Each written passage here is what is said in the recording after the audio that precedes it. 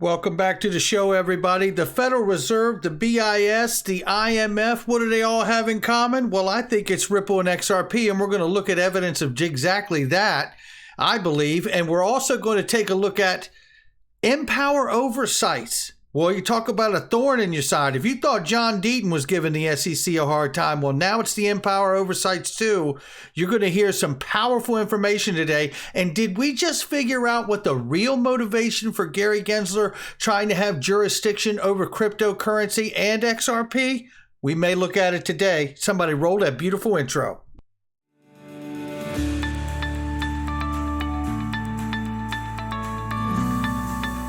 Digital Perspectives with Brad Kimes. Come on in.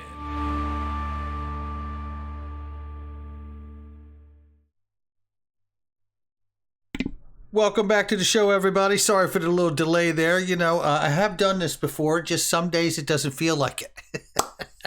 Right now, we're $1.971 trillion market cap. About $250 billion was missing this morning. We were at 1.6 plus trillion. Now we're back at 1.9. Either something's going on with coin market cap or something's going on with crypto. I don't know what it is, but right now we were off more than 8% this morning. We're off by 3.29 now, so it looks like we've recovered, seen some money come back into the market.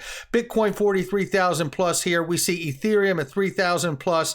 We see XRP at number 6 spot at 81 cents. Let's take a look at the range of price on XRP very quickly here. 80 cents on the bottom and 87 cents on the top, and let's get started.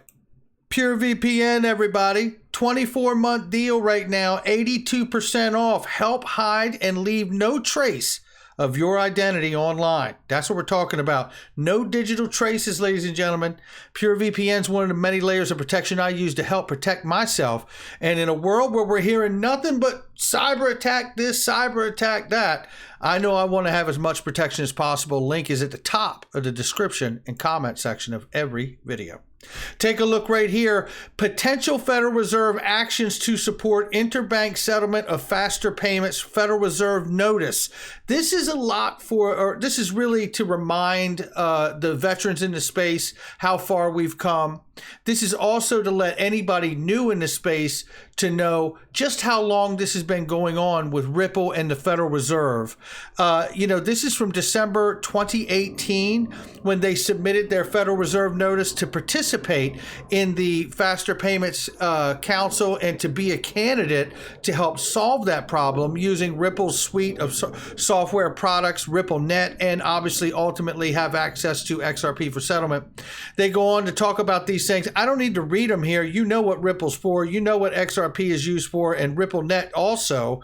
But this was when it really started back in 2017 when Ripple joined the Faster Payments Council. But I'm showing you this to just go through some things, and then we have a report from the IMF from 2020 February or 2022 February this month. Just came out, and look at some information in that as well. But this is the growth that we've seen. So Ripple back in the day was on the Faster Payments Council with the Federal Reserve. Then they had Ryan Zagone go to the implementation committee for putting it and implementing it around the world. Although that they don't make any claim that they're working with them, I think it's poppycock, and I think the answer is yes, we are, but that is speculative on my part, and I've been speculating since 2017, since I got in this space before I was even a YouTuber. But we've grown to the point to understand that Palau is obviously doing a pilot and looking to launch a digital currency using Ripple and the XRP ledger. We know also the Central Bank of Bhutan is doing the same on Ripple's private ledger. And then we see right here, I covered this really heavily in this morning's video, and you should check out this morning's video if you have not seen it. Ripple has now joined, and we know that they're on the Digital Pound Foundation to help work with them in the UK for the release of their CBDC of a digital pound. And now they're announcing that Ripple has now joined the Digital Euro Association. It just keeps getting bigger, folks. It just keeps getting bigger. Everybody keeps telling us it's not going to happen. It's not going to happen. You XRP people, I don't know what you believe in. The FUD we keep hearing. All the people keep trolling us and telling us these things. But yet, We see the Federal Reserve is where it started. Republic of Palau, Central Bank of Bhutan. Then we've been wondering who else it could be. We know that Ripple's on the Digital Pound Foundation. Now we find out they've just joined as a gold member to the Digital Euro Association to help implement central bank digital currencies for solutions for cross-border payments. Now we're talking about having access to 27 countries in the European Union. Okay? So now we're really on the edge of 30 countries is what we're talking about. If you figure in the United States, if you speculate that like I do, and then you understand Republic of Palau and Bhutan, we're talking about 30 different countries or regions and nations around the world already. And this is going to be something when this thing takes off. Then I wanted to show you this report from the BIS from back in September of 21. Not too long ago here, ladies and gentlemen. And the reason I wanted to show this to you is to remind you of the test pilot programs and the innovation hub that has been happening with the BIS with many different central banks and regions around the world. That Project Intanon Lion Rock Phase 1 achieved a proof of concept single platform built by R3 on Corda. Now stay with me because I'm laying all this out now. Now this is just from September of last year. So what's changed? Nothing. Everything's getting bigger. We're getting closer to these pilot programs being the real system that we all are going to. That's why it's a pilot program now. They're figuring it out, and this is where we're going. My speculation, and then to remind you, R3 and Corda uses XRP token, the Corda settler, which is an option to settle on the Corda platform where clients on R3 load up to and unload their business model and what they're doing. And they have access to the Corda settler, which depends at 2019 on the time for XRP was chosen to be used for settlement. And then we also know that they do plan on expanding that option open to other tokens as well. But XRP is one of them. Corda settler uses XRP. Now, let's move to this because this actually came out in February. International cooperation and information sharing crucial to solving complex issues when central bank digital currencies and avoiding costly errors, our new paper explains. It goes right here. This is the write-up for it here on the IMF page, but let's get the document and the report open itself. So we have this, and there's just a couple places I want to show you. One is this. Shout out to Riz, who sent this to me, and a couple others. I appreciate you all sending this over. And when I go into this and I take a look at this, it says right here on table 2, page 16, right? What does it say? The distribution of central bank digital currency functions between the central bank and the private sector. Private sector being the light blue is all over this graph when we're talking about different areas like ledger update, validation. Uruguay using private sector for that, are they?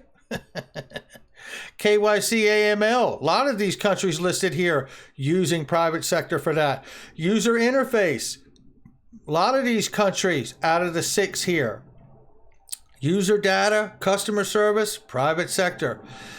So we are seeing the relationship of the public-private sector as I believe we should see, where you get the best out of both sides of the equation. We know that banks are heavily regulated. We know that, I believe, ultimately, some of these private non-bank companies in the private sector will be wrapped up into a, let's say, heightened prudential of supervision like FSOC or tied to the Treasury itself, like the regulatory agency FSOC. And then let's take a look at this because this is a whole new battle. So I wanted to show you that and keep that in mind as we move forward. But right now I want to deviate to a piece of news that's come out here. And look, we've been following Empower Oversight. We've been following in full support of John Deaton and what he's doing with the XRP class action lawsuit. Well, listen, I've never seen in history that I'm aware of, and I mean, I like history. I can't really call myself a buff, but I enjoy history. And I don't remember ever a scenario in history where a country has won a 3-front war. Ever.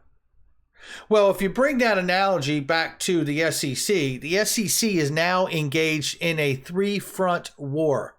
it's the SEC versus Ripple is the first front.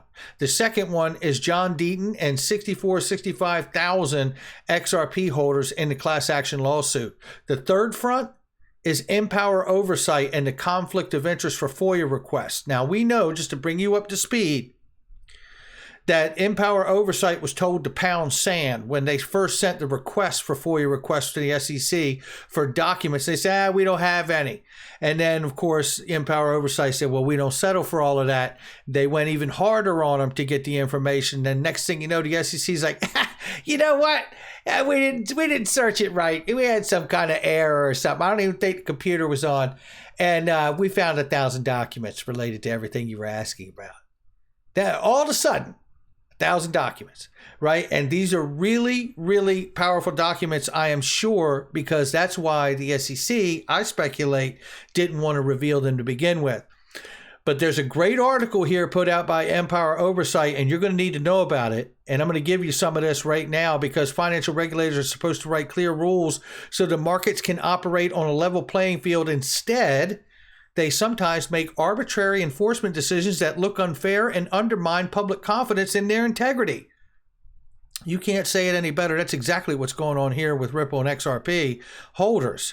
Empower Oversight's FOIA requests, which stands for Freedom of Information Act requests, are aimed at learning whether any SEC documents might support widespread claims of apparent conflicts that are undermining public confidence in the SEC's neutrality and objectivity.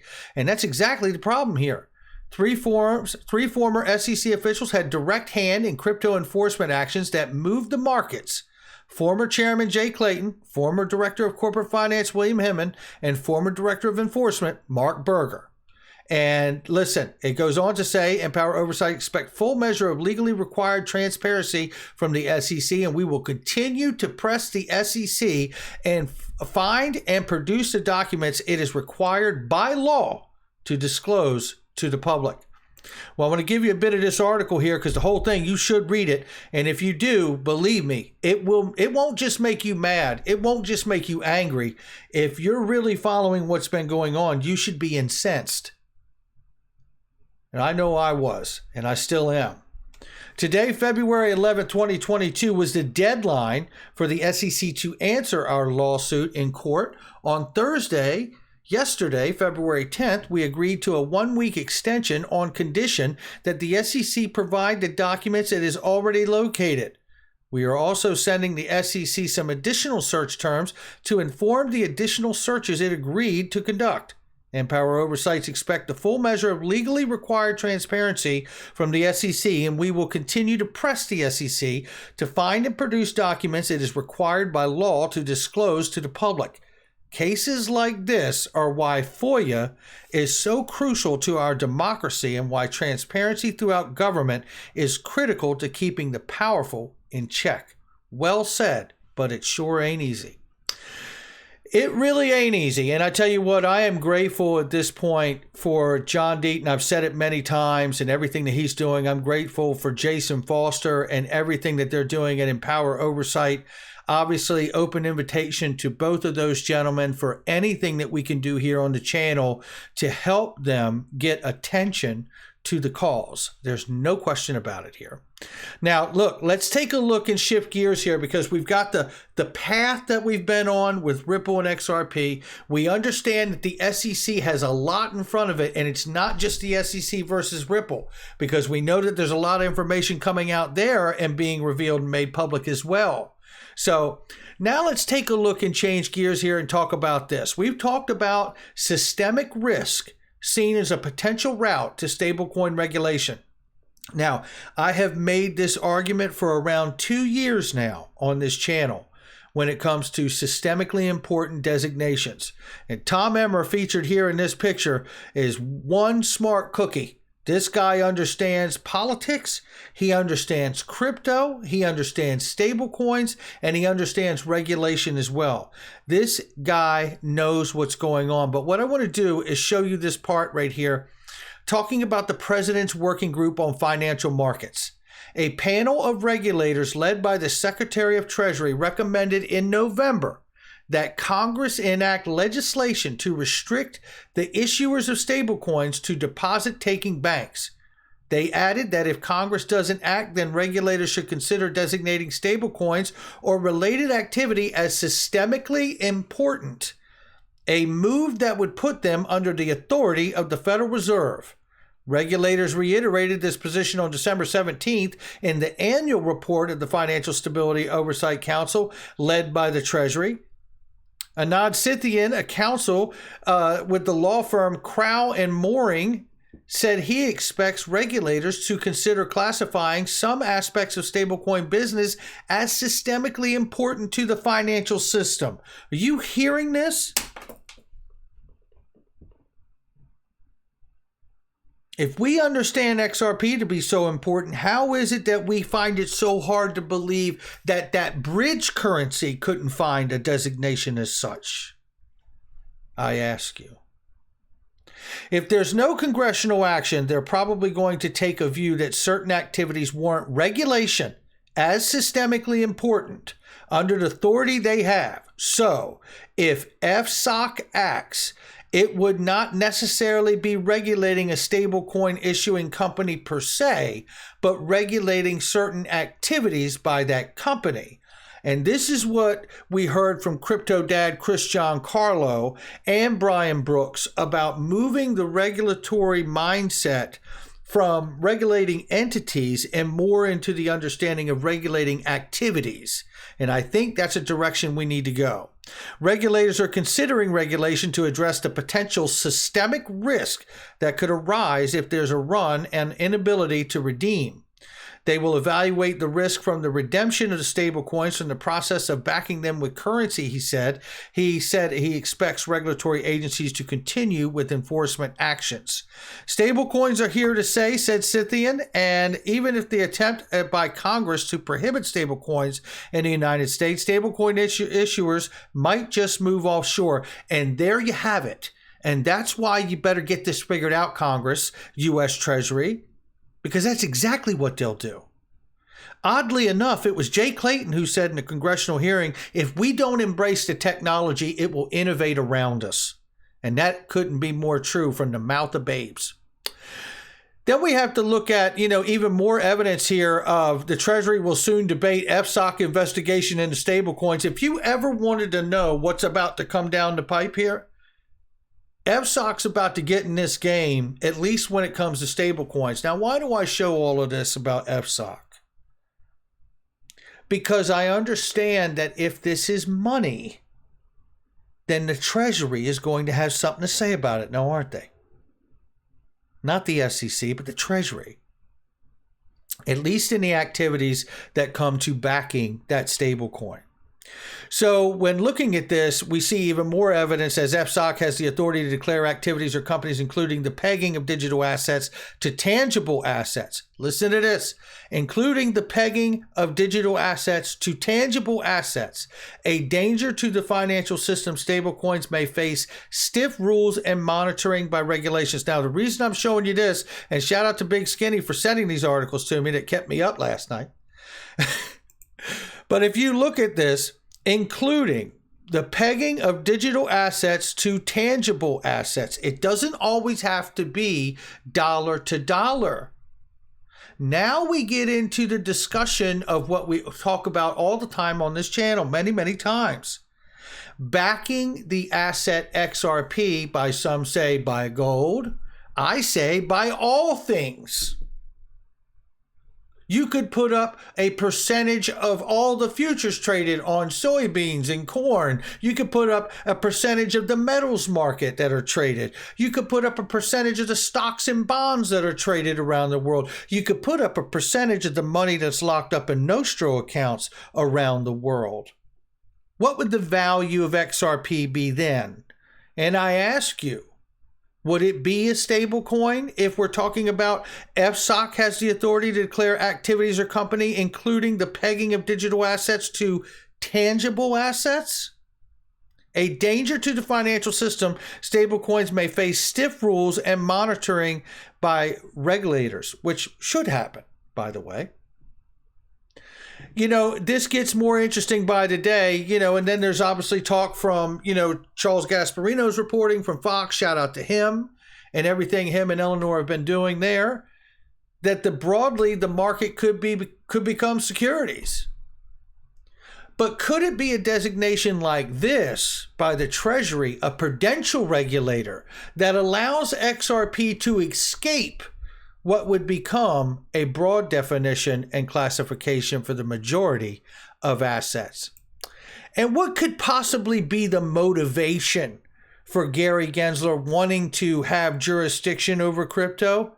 Maybe it's the fees. I've always wondered, is it just a jurisdictional power that he wanted so he could ask Congress for more money? Certainly that has to be part of it. But in this article here by Mary McCone, I guess it is, or Mahone, it says here, what is a SEC fee? The Securities Exchange Commission fee is a small fee attached to the sales of certain types of securities to help cover the cost of administering the SEC. Although known as the SEC fee, the fee is actually not levied or administered by the SEC on consumers. Instead, it is a charge on markets and the regulatory organizations that pass it on to individual traders through their brokers and dealers. So, looking at this and trying to understand the motivation here, could we be looking at real motivation for Gary Gensler to bring in the cryptocurrency market under the SEC's jurisdiction? So what? So they could get more fees? If you call the crypto market broadly digital asset securities the way the SEC wants to do, couldn't you see a situation arise at some point where if Gary Gensler gets his way, we could be forced to go through broker dealers to deal with these crypto asset securities. Crypto exchanges may be forced to buddy up with a bank that have the broker dealer license even, so they can have that luxury to do that. I think that whole approach from the SEC pushes it back into the bank's hands. And if we see that happen, one has to wonder, is the real motivation not just jurisdictional control, but all the fees that may come from driving it back into the broker-dealer hands? Oh, you really can't make it up. You just can't. Before I get out of here, it's tax times, ladies and gentlemen. If you're not thinking about it, can you pay zero taxes on staking rewards and other important questions that can be answered by Clinton Donnelly at CryptoTaxAudit.com. He is the foremost authority on taxes. Make sure you check him out, and all the links in the description and comment section below. They're trusted, vetted links, and they're great products and services I use each and every day. And a lot of them have wonderful specials and deals, but you gotta click the links. I'll catch all of you on the next one.